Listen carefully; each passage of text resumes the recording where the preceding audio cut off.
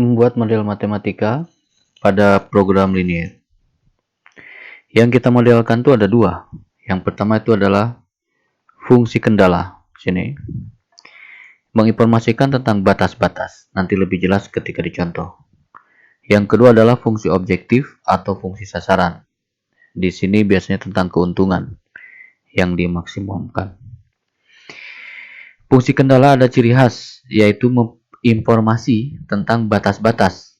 Bisa batas tentang total ketersediaan modal, bisa batas tentang ketersediaan barang, bisa batas total kemampuan produksi, tentang total daya tampung barang. Pokoknya tentang ketersediaan aja. Tentang total ketersediaan batasnya. Nanti lebih jelas kita lihat contoh. Misalkan contoh satu begini. Ada ibu memproduksi dua jenis keripik pisang, yaitu coklat dan keju. Seperti itu. Di sini butuh modal 10.000, keripik keju butuh modal 15.000, modal dimiliki ibu tersebut adalah 500.000. Ada kata modal, modal, dan modal. Itu informasi kepada kita yang harus kita modelkan begitu ya. Nah, modal yang dimiliki ibu tersebut artinya total ketersediaan modal. Itu disebut dengan kendala, total ketersediaan modal. Karena kan modalnya terbatas. Seperti itu. Batasnya berapa modalnya? 500.000. Lalu di sini digunakan untuk apa? Kata kuncinya adalah digunakan untuk apa? Modal tersebut. Modal itu digunakan untuk keripik pisang, rasa coklat dan keju. Maka kita simpan di sini. Seperti itu. Keripik coklat membutuhkan modal 10.000, kita tulis modal 10.000. Sedangkan keripik keju membutuhkan modal 15.000, kita tulis 15.000. Seperti itu. Sehingga kendala tentang modal yang batasnya 500.000 digunakan modal itu untuk keripik coklat dan keripik keju. Seperti itu. Pemodelan pertama sudah beres. Kita lanjutkan. Tiap hari hanya bisa memproduksi paling banyak 40 kg. Paling banyak 40 kg. Ini kan informasi keterbatasan. Paling banyak seperti itu. Tentang apa ini? Kendala tentang apa? Batas tentang apa? Kendala tentang total kemampuan ibu itu memproduksi. Ini kan kendalanya. Yang memiliki batas kemampuannya hanya 40 kilo. Seperti itu. Ya, 40 kilo itu digunakan untuk apa? 40 kilo itu untuk membuat keripik coklat dan keripik keju. Kalau tidak ada angka-angka yang terlibat, berarti sudah kita bikin satu supaya gampang. Seperti itu. Sudah lengkap ini, tinggal ke fungsi kendala. Memasukkan menjadi kalimat matematika. Tinggal ditambahkan X, ditambahkan Y. Ditambahkan X, ditambahkan Y. Ini kan untuk X, ini untuk Y. Jadi seperti ini. Kenapa lebih kecil dari sama dengan? Ini kan tentang batas modal ya. Apakah si ibu itu punya modal lebih dari 500? Kan enggak. Seperti itu. Ya. Lalu kenapa ada lebih kecil? Ibu kan hanya punya sama dengan, tapi di sini kenapa lebih kecil? Artinya modal tersebut ya digunakan untuk ini. Kadang-kadang kan ada sisa. Seperti itu. Boleh ada sisa? Boleh. Ketika membuat keripik coklat 10.000, ketika membuat keripik keju 15.000, enggak pas uangnya 500.000. Boleh misalkan yang yang terpakai itu cuma 400.090 misalkan, itu boleh-boleh saja. Tapi yang nggak boleh itu produksi keripik coklat dan keripik keju 600.000, nggak boleh kan, uang dari mana? Itu namanya kendala terbatasnya modal. Seperti itu. Kita lanjutkan. Ini bisa disederhanakan ya. Ribuannya kita coret ya, lalu ini dibagi 5, bagi 5, bagi 5. Jadi seperti ini. Sederhanakan biasa aja. Lalu tentang total kemampuan produksi, ini juga dimodelkan sama kita. Ini X, ini Y, ini 40. Seperti itu. Ya. Kenapa batasnya, kenapa ada lebih kecil sama dengan? Seperti tadi. Gitu. Mungkin saja si ibu itu memproduksi kurang dari 40. Ini kan paling banyak.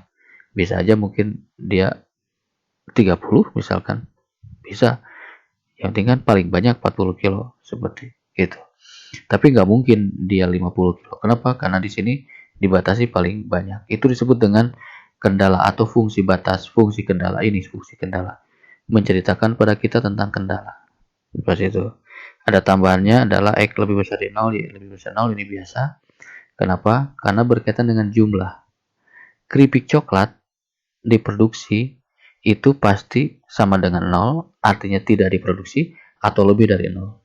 Nggak mungkin lah jumlah itu negatif, intinya begitu. Berapa keripik coklat yang ibu itu bikin? Negatif 5, kan nggak mungkin. Sehingga tentang batas X itu jumlah coklat tidak mungkin negatif, jumlah keripik keju juga tidak mungkin negatif. Jadi ada 4 model seperti itu. Ini kan seperti membuat grafik yang dulu. Sekarang fungsi objektif yang kedua. Fungsi objektif itu berkaitan dengan keuntungan. Keuntungan penjualan dan lain-lain. Kita lanjutkan saja. Keuntungan tiap kilogram keripik adalah 2.500. Ya udah, keripik itu kan keripik coklat itu kan X, tinggal nambahin aja 2.500X seperti itu. Ya. Lalu rasa keju itu 3.000. Ya udah, tinggal masukin 3.000. Sesederhana itu. Contoh 2. Sebuah pabrik memproduksi 2 jenis barang. Barang jenis 1 dengan modal 30.000 per buah beri keuntungan 4.000. Oh, ini ada modal, ada keuntungan. Ini udah pasti fungsi objektif, ini pasti keterbatasan. Dan barang jenis 2 dengan modal 25.000, ini juga tentang modal, keuntungan, ini fungsi objektif. Kita harus sudah bisa melihat itu. Jika seminggu dapat diproduksi 20 buah dan modal yang dimiliki 6 juta. Ada modal tersebut 3 kali. Mana yang paling besar dari 30 dengan 25 dan 6 juta? Pasti 6 juta, maka itu pasti batasnya. Kan modal yang dimiliki, berarti batas total ketersediaan modal itu batasnya 6 juta. Digunakan untuk apa? Digunakan untuk jenis barang 1, tulis saja X, gitu kan, dan jenis barang 2. Jenis barang 1 menggunakan modal berapa? Menggunakan modal 30.000. Barang jenis 2 menggunakan modal berapa? Menggunakan modal 25.000. Hanya begitu saja. Sehingga ini modal beres. Ya, yang kedua adalah total kemampuan memproduksi. Seperti itu. Jika seminggu dapat diproduksi 220 buah. 220 buah itu apa? 220 buah itu tidak lain adalah total jenis 1, total jenis 2. Karena nggak ada bilangan apa-apa, kita gampangnya X satu-satu aja. Atau dikosongkan juga tidak masalah. Udah, langsung kita masukkan ke fungsi kendala. Masukkan aja 30.000X, 25.000X, 6 juta. Lebih kurang sama dengan, ya, sama dengan alasan contoh 1. Sederhanakan saja, coret. Tinggal 30, 25, dan 6 juta. Dibagi berapa? Ya tinggal dibagi aja lah, dibagi 5 ya. Seperti itu. Lalu yang ini berarti X tambah aja 220. Lalu tambahkan aja X lebih besar dari 0, Y lebih besar dari 0. Karena ini kaitan dengan jumlah barang. Jenis barang nggak mungkin negatif lah. Jenis barang nggak mungkin negatif. Barang jenis 1 nggak mungkin negatif. Seperti kita ditanya, berapa punya rumah? Rumah saya negatif 5, kan nggak mungkin. Ya, paling banter juga rumah saya 0, artinya nggak punya rumah. Karena banyak barang, ini selalu ada. Fungsi objektif tentang keuntungan biasanya. Keuntungan itu berapa ini? Ini ada keuntungan ini. Kata keuntungan berarti ini. Ini juga ada keuntungan berarti ini. Tinggal tulis aja berarti. 4.000X tambah 5.000Y. Seperti itu. Baik. Contoh 3 langsung. Pedagang makanan membeli tempe harganya 2.500 per buah. Dijual dengan laba 500 per buah. Laba itu kan keuntungan, ini pasti fungsi objektif. Sedangkan tahu seharga 4.000 per buah dan dijual dengan laba 1.000, ini juga pasti fungsi objektif. Pedagang tersebut mempunyai modal, kembali modal. Udahlah, langsung aja modal. Masuk pun berapa? Gitu. Modal ini digunakan untuk apa? Tentu saja untuk tempe, ya kan? 2.500 dia beli tempe, kan dari modal itu membeli tempe. Lalu membeli apa lagi? Membeli tahu sebanyak 4.000. Seperti itu. Ya. Pedagang tersebut mempunyai modal yang udah berarti beres. Yang kedua adalah kios hanya mampu menampung tempe dan tahu sebanyak 400. Ini juga kan kendala, keterbatasan tempat.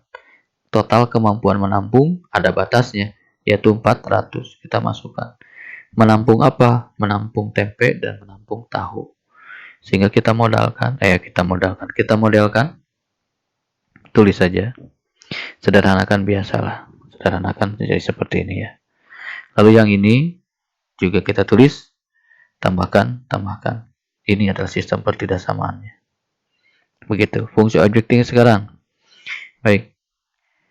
500, labanya 500. Ya. Lalu 1000. Udah beres. Sederhana. Fungsi kendala ini, fungsi objektif ini. Begitu. Contoh 4. Sebuah butik memiliki 4 meter kain satin dan 5 meter kain prada. Dari bahan tersebut akan dibuat 2 baju pesta. Baju jenis 1 memerlukan 2 meter dan 1 meter kain prada. Baju jenis 2 memerlukan 1 meter kain satin dan 2 meter prada. Jika harga jual baju jenis 1 500.000 dan jenis, maka hasil penjualan maksimum tersebut adalah, baik, mana ini. Sebuah butik memiliki 4 meter kain satin dan 5 meter kain prada. Ini kan tentang informasi ketersediaan kain ya, yang terbatas. Terbatas gimana Pak? Ya ini terbatas 4 meter kainnya gitu. Kalau nggak ada batas kan berarti sebuah butik memiliki tak terhingga kain gitu. Ini kan enggak. Kain satin yang 4 meter ini batasan yang dia punya gitu. Kain satin itu untuk apa sih? Akan dibuat baju pesta, baju jenis 1 dan baju jenis 2. Baju jenis 1 memerlukan kain satin berapa? Lihat. 2 meter udah berarti. Lalu baju jenis 2 memerlukan kain satin berapa? Gitu. Ini 1 meter. Gitu. Tentang kain satin beres. Lalu informasi ini adalah tentang kain prada. Ketersediaan kain prada yang terbatas hanya 5. Digunakan untuk apa? Untuk jenis 1. Pradanya 1 meter. Ini kan. Lalu baju 2. Pradanya 2 meter. Beres ini. Yuk kita modelkan. 2X tambah 1Y sama 4. Ini X tambah 2Y kurang dari 5. Lalu begini. Sangat gampang. Fungsi objektifnya sekarang. Fungsi objektif tentang penjualan atau tentang keuntungan. Seperti itu. Jika harga jual 500.000 dan 400.000, berarti tentang itulah. Seperti itu. Ya, hasil penjualan maksimum kan. Jadi jualnya segini. Seperti itu. Lalu yang 5. Pedagang buah menjual mangga dan pisang dengan menggunakan gerobak. Nah, udah ini mangga dan pisang, berarti mangga di sini, pisang di sini kan, bisa begitu. Pedagang tersebut membeli mangga dengan harga 8.000 per kilo dan pisang 6.000 per kilo. Modal yang tersedia langsung kita tulis ketersediaan modal. Seperti itu.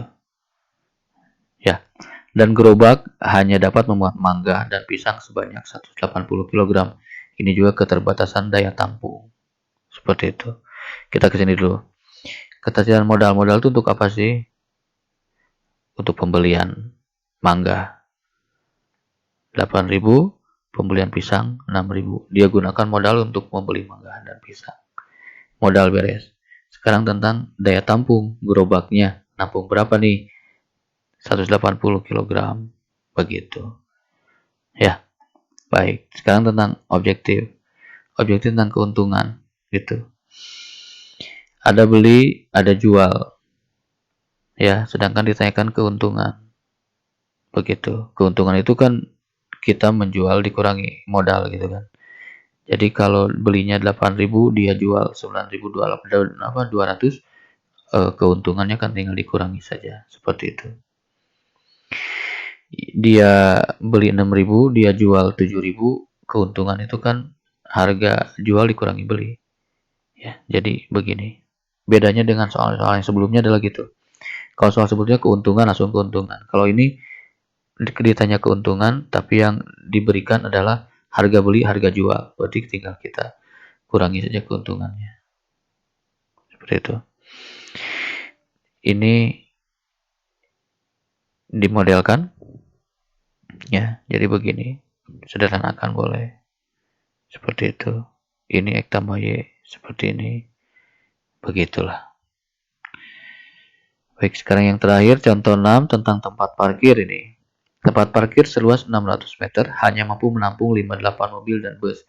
Di sini aja udah langsung hanya dapat menampung, berarti kan daya tampung. Begitu. Tempat parkir seluas, dia punya luasnya segini. Artinya tidak terhingga. Luasnya kan gak gitu. Tempat parkir seluas 600 meter berarti mentoknya segini. Ketersediaan lahan parkir 600. Ketersediaan lahan parkir batasnya 600 yang dia punya maksudnya. Hanya mampu menampung 58 mobil dan bus. Seperti itu, berarti mobil dan bus. Mobil membutuhkan luas 6 meter gitu dari lahan parkir itu. Tulis 6. Dan bus 24. Tulis 24. Sehingga lahan parkir yang 600 itu digunakan untuk mobil dan bus. Begitu. Lalu yang kedua adalah total ketersediaan daya tampung. 58 mobil dan bus. Totalnya 58. Begitu. Hanya seperti ini saja. Kita modelkan 6X, 24, Y, 6 biasa. Sederhanakan silakan. Ya, dibagi aja lah. Bagi 3 ya. Seperti itu. Ini biasa.